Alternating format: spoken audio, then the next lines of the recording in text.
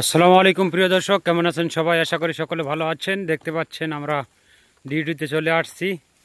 এখানে ওমর ভাই আঙ্কা করতেছে, ফল লোড করতেছে, যা আমি আর রসুল ভাই কাটছি ওগুলো ফলই বার করতেছে। দেখতে পাচ্ছেন কত বড় বড় ফল তিনি বার করতেছে আর কত স্পিরিটেই নিয়ে আসতেছে ফলগুলো। তো এই কাজগুলো ভাই অনেক কঠিন আর অনেক পরিশ্রম। এই কাজ করতে অনেকটা ধৈর্যর দরকার। আপনাদেরকে দেখাবো, এই যে আমি ফল কাটা কাটা থুইছি, এগুলো ফল এখানে আশিক ভাই বার করতেছে।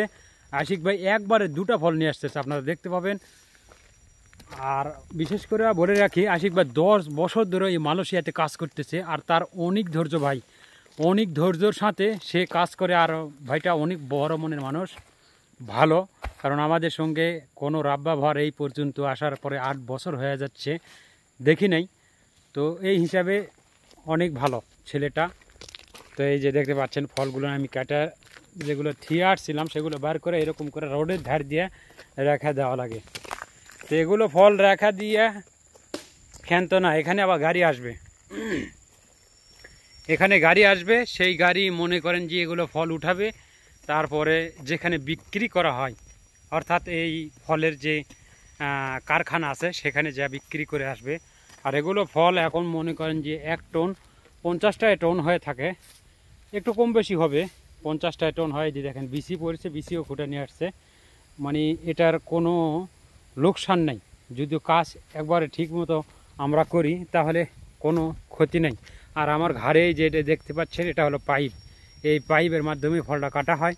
আর এখানে রসুল ভাই দেখতে পাচ্ছেন সাবিত, অর্থাৎ পাইপের মাথায় যে হাসা লাগানো আছে এটা ধার একটু কমে গেছে, ওই জন্যই ধার দিতে বসেছে। ভাইয়া, এই সাবিতের ধার না দিলে কাটা যায় না?